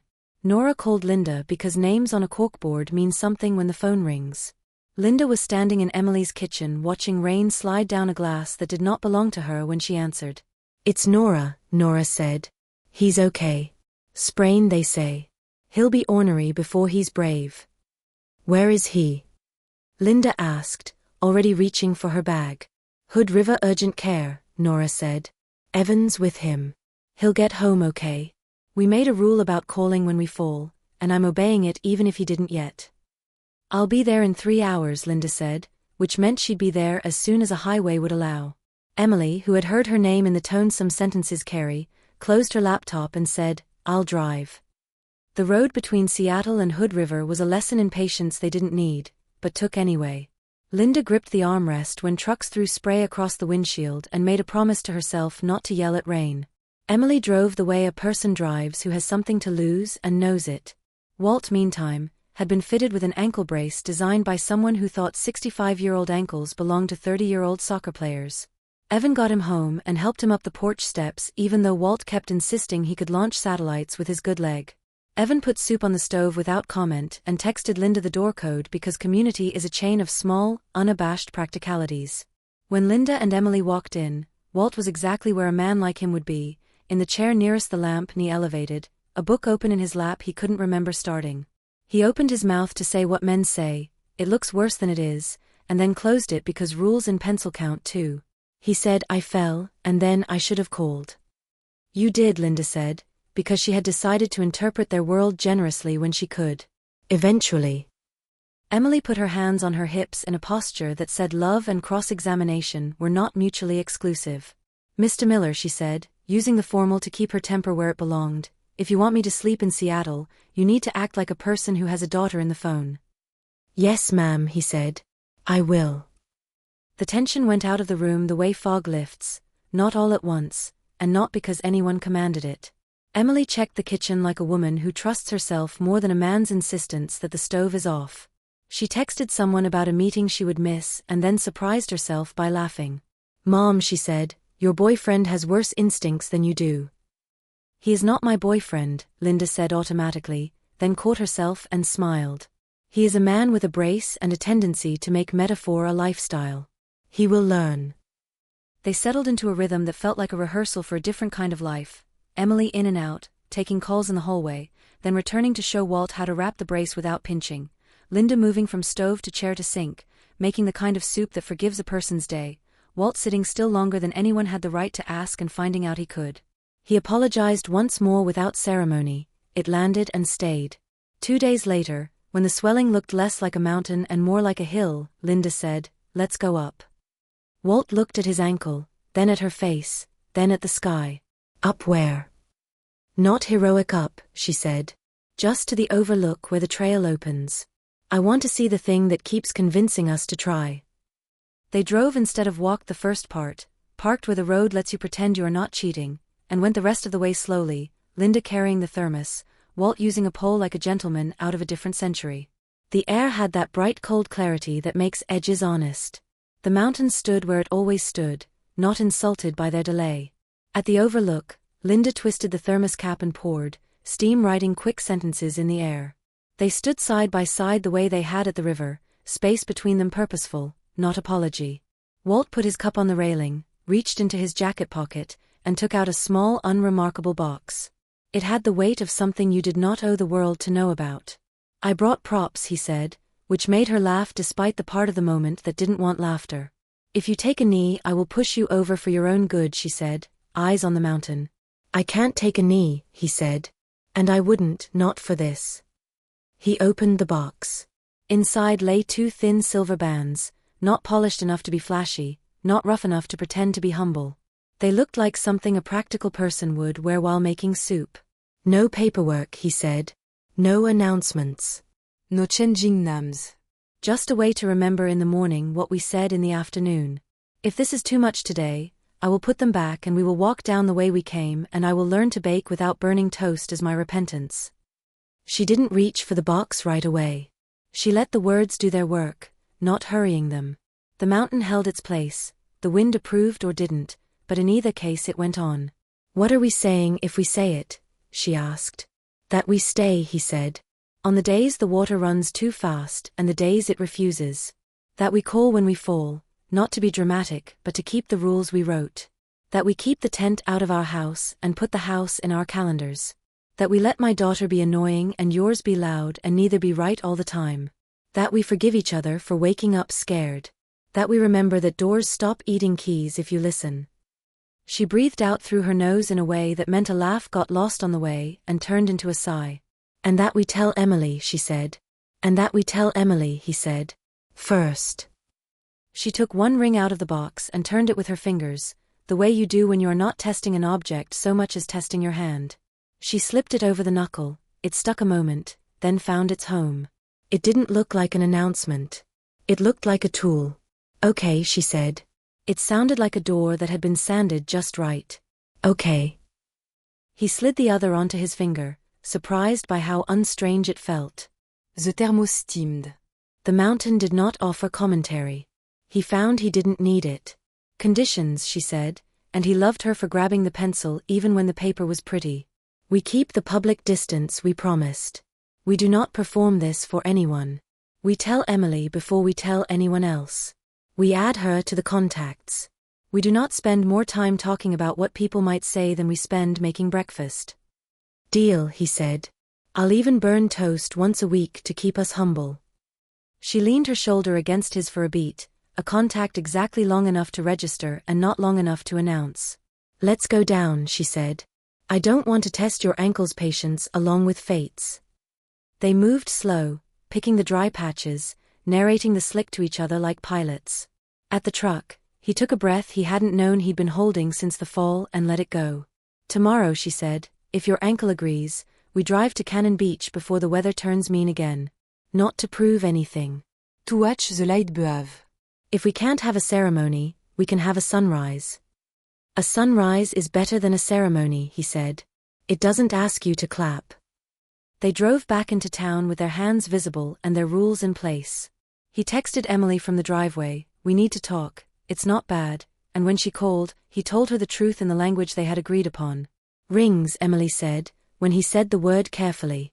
There was a lot packed into the single syllable. Condition.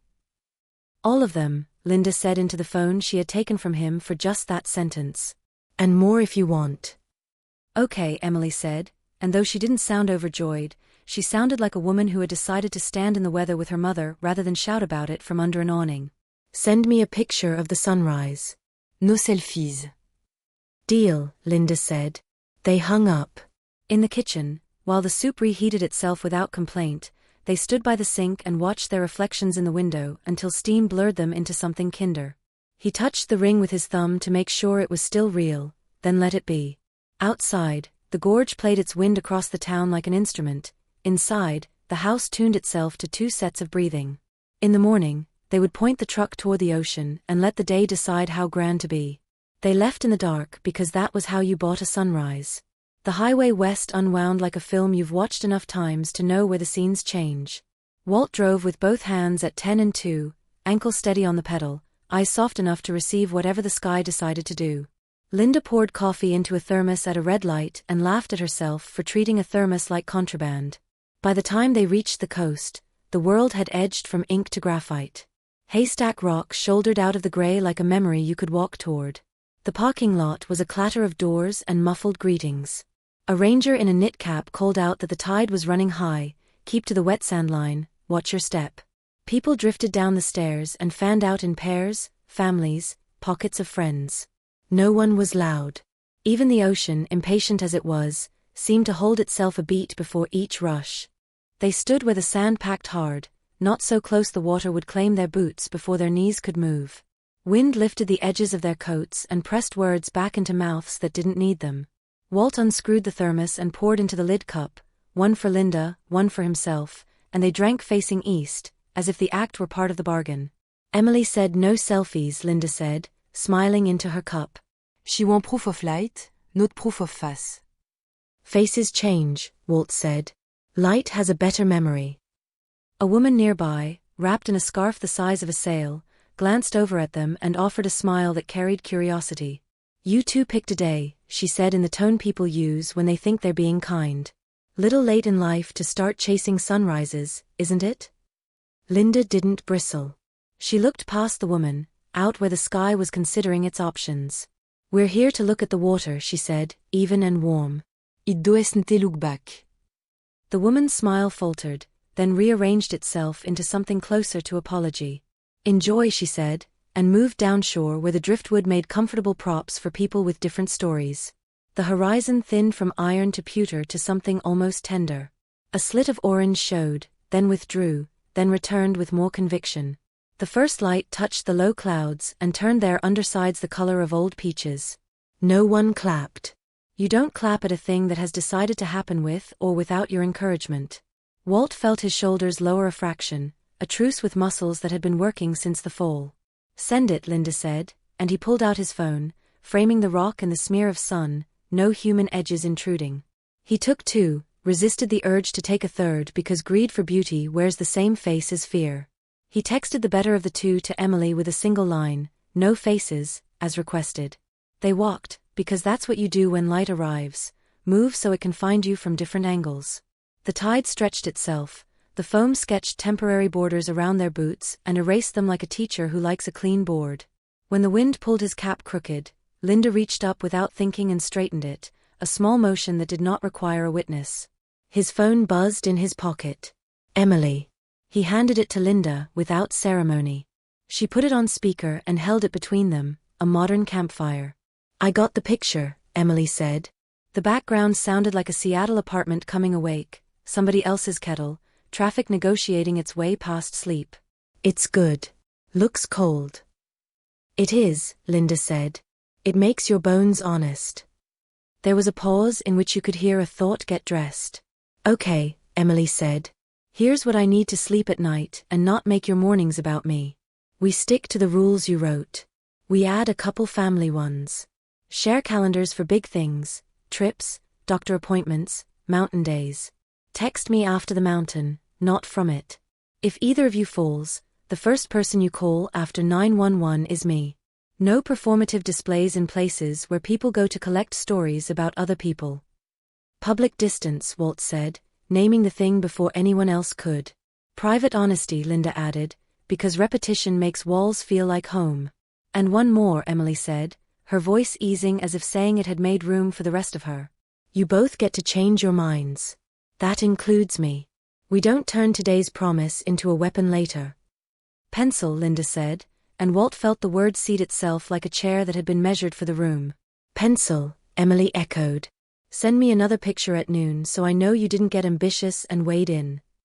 She let herself smile into the call. "And Mom? I'm not against sunrises.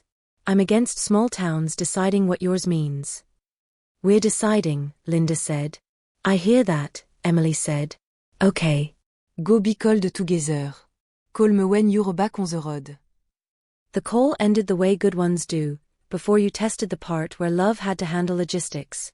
They walked on, passing couples holding hands inside their sleeves, a father showing a little boy how to jump the small tongues of tide without getting wet, two teenagers pretending indifference to a sky that kept asking for a little attention.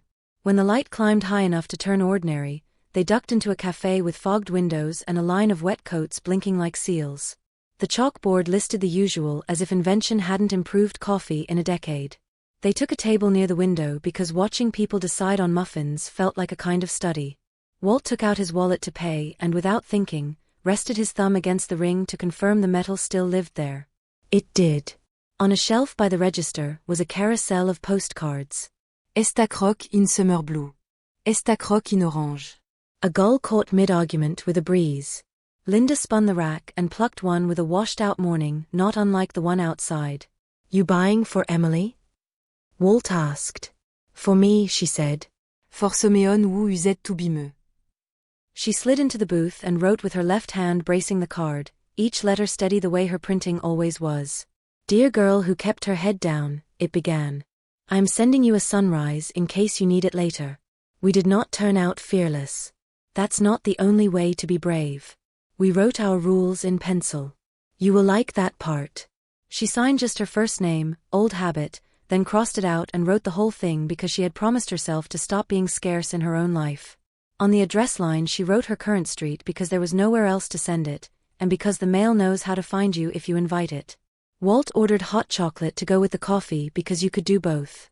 When the cups arrived, he lifted his in a toast without making a speech. She touched hers to his, the soft click of cardboard lids a small ceremony. Back on the sand, the crowd thinned. The wind, as ever, kept the meter.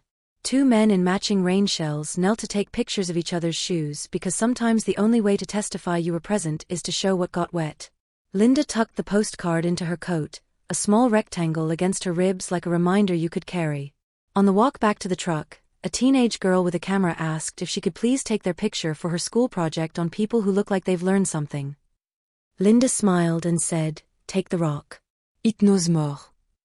They drove home with the heater doing its honest best and the road doing what roads do, connecting things that always felt further apart until you measured them.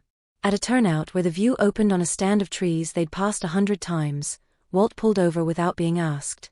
They sat a minute, not because there was a plan, but because being still beside another person had begun to feel like a permission they didn't have to apply for. "Next week," Linda said, "the center's doing the heating sign-ups. I promise de n'aura i débit d'air fort the afternoon." "I'll bring door sweeps and a step stool," Walt said. "And cornbread for Mr. Alvarez if he tries to give us more oranges." She nodded. "We should add a rule," she said, not because the list needed length but because rules made space. We don't let the big things swallow the small ones. "We still do the boring good." "Boring good," he said. "We could call the house that and people would think we were making a joke." They arrived with the day still folded over Hood River like a blanket. Walt carried the thermos into the kitchen as if it were a basket of eggs. Linda took the postcard from her pocket, addressed and stamped already, and set it by the door so they'd pass the post office on the way to the center tomorrow. He texted Emily, back, "Son behaved, no heroics," and set the phone face down so it could rest from doing what phones do. It would be winter soon enough, with its lists and its chlorinated air of clinic waiting rooms, its gossip tucked under hats in grocery aisles, its mornings that took a second cup to lubricate. But the ring sat quiet on his hand, not heavy, not light, the way tools feel when they fit. The house heard them move and adjusted. Before he turned off the light, he looked at Marianne's photo and did the thing he had learned to do in recent months, say the truth to the room without asking permission from the dead. "We went to watch the light behave," he said. "It did." He slept like people sleep after tide sounds and long roads. In the morning, they would go to the post office, then the senior center, then a house with a door that had read the memo about manners and decided to comply. The postcard would travel the exact distance between who she had been and who she was, and someone in a blue shirt would slide it into a box as if it were an ordinary errand. He liked that. He liked ordinary. It had gotten him this far. It might carry them the rest of the way. They mailed the postcard on the way to the senior center. Linda slipped it through the brass slot like a message to a future she finally trusted to arrive. Walt stood for a second longer than a citizen needs to, listening for the soft thwack as it landed out of sight. He'd carried other people's words most of his life. This one felt like a relay baton finally in the right hands. The center was already humming when they pulled in. Nora had set up 3 folding tables in a line, intake, forms, copies, each labeled in block letters with the authority of a second-grade teacher. A sign on the door read, "Heating assistance today, please be patient." Inside, the coffee was ambitious and the cookies were the kind you make in big batches with a promise attached. "Look who brought the cavalry," Nora said, tightening a bun that had been arguing with itself. "Tape man. Form woman. Evan's out back unloading door sweeps like it's Christmas." Evan came in with a box on his shoulder and a grin that used up the morning's cold. "We're doing good, folks," he announced. "Good and boring." Linda took her place at intake, lined up pens and clipboards, and began to do the work that actually warms a town, saying names, reading lines, finding the place where a signature makes a bill stop shouting. Walt set up a little triage area by the back door with weather stripping, a cordless drill, the box fan that had opinions, and a milk crate of odds and ends, felt pads, door sweeps, graphite hope. People came with their stories folded inside the questions they'd practiced. Mr. Alvarez arrived in a sweater with the elbows mended and a paper bag containing cornbread so golden the air around it seemed warmer. "For you," he told Walt, and then to Linda, "I brought oranges to be fair." "You can't bribe us," Linda said, already writing his name on a list in case they needed to stop by. "But you should try again next week." They worked the line as it came. Nora stamped, Linda read aloud, Walt cut plastic and pressed it to window frames in the annex room where drafts made the blinds shiver. "My daughter says I need to move to Arizona," one woman said to no one in particular. "I tell her Arizona needs its own old people." Walt handed her a strip of foam and showed her how to find where a door was confessing cold. At noon, Rick Dalton stuck his head in the door as if he'd been walking past by accident. He never was. He took in the tables, the line, the familiar faces turned toward the practical. Walt, he said, in that half-buddy tone that had carried him through a lifetime of breakfasts, I figured I'd find you in the good deeds department. Heard you two took a little romantic field trip to the coast. Word J around. Linda didn't look up from the form she was reading to a man with a hearing aid that whistled at inconvenient times. Walt set the drill down and wiped his hands on his jeans, not because they were dirty but because hands sometimes need a script. Rick, he said mildly. You want a cookie? You want to sign up for a door sweep? Otherwise, grab a chair and hold it down for someone who needs to sit. Rick laughed, because laughter is how men salvage a point that didn't stick. He stepped inside anyway, attracted by the gravitational pull of a room doing a thing that mattered. He lasted exactly 3 minutes sitting in a metal chair before he started carrying clipboards from table to table, because even men who narrate for a living know the relief of having their hands told what to do. Later, he'd retell the story at the diner like he'd offered his service out of generosity instead of being caught by usefulness. It didn't matter. The line moved. In the mid-afternoon, a wind rolled down the river without knocking and made the glass sing. Walt paused, listening for the house sound in a building that wasn't a house. East wind, Nora said, not looking up. Every winter it thinks it lives here. An older man with a Vietnam vet cap squinted toward the door. Mine used to rattle the pictures off the wall, he said. We put pennies in the frames. My wife said the ancestors liked noise money. Pennies are good, Walt said. Foam's cheaper. He cut another strip and shut the door on the song. By 4, the stack of completed forms was thick enough to feel like a book. Linda stretched her fingers between applicants and did the little roll with her shoulders that kept them from becoming a problem later.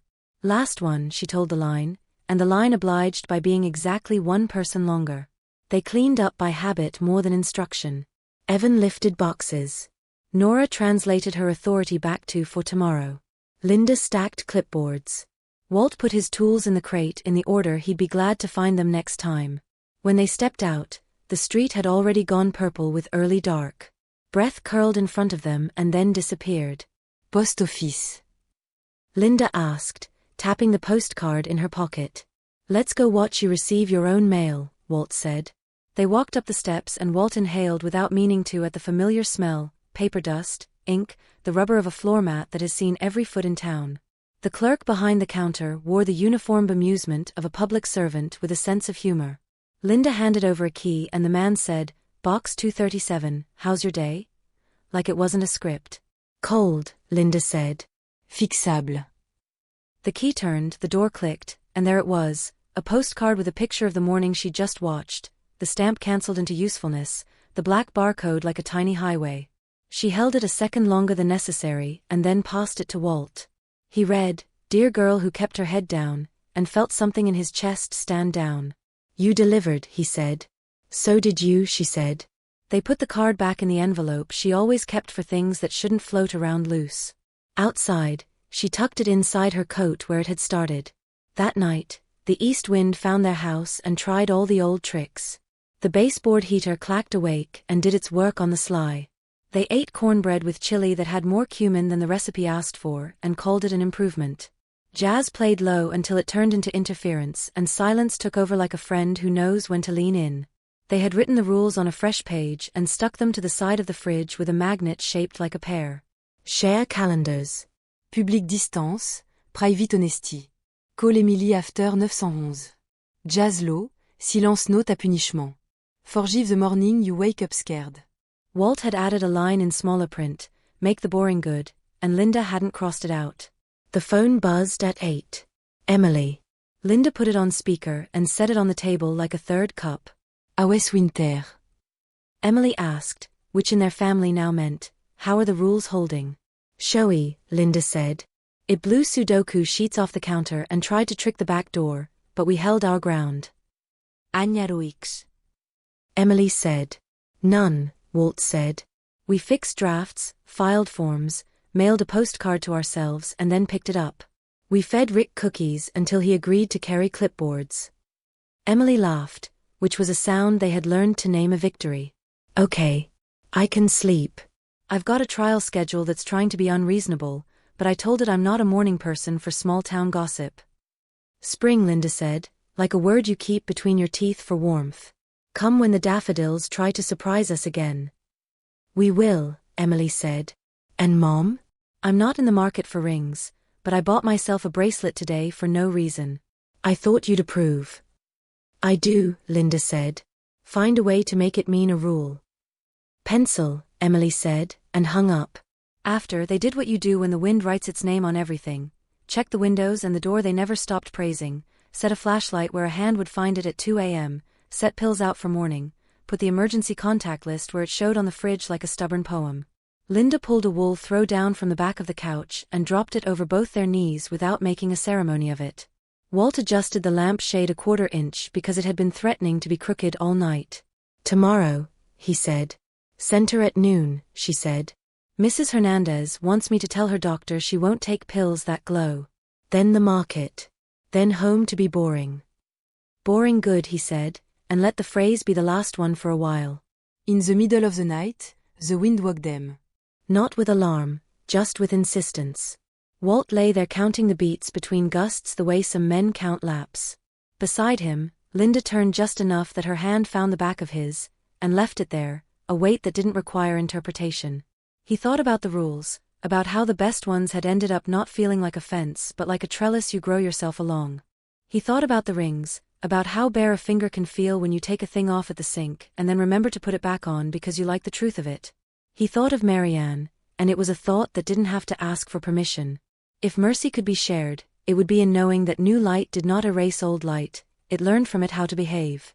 The house breathed and held. The wind lost interest or ran out of new material. In the morning, frost edged the maple leaves on the lawn and made them look important. They ate oatmeal because oatmeal does what it promises. They put on coats that remembered their shoulders and stepped out into a day that wasn't asking to be more than itself. On the way to the center, they stopped by the post office again out of habit as much as hope. In box 237, there was a single envelope addressed in a hand none of them had yet learned but already liked. Emily had mailed a printout of the sunrise photo, the caption in pen beneath, "Not clapping. Staying."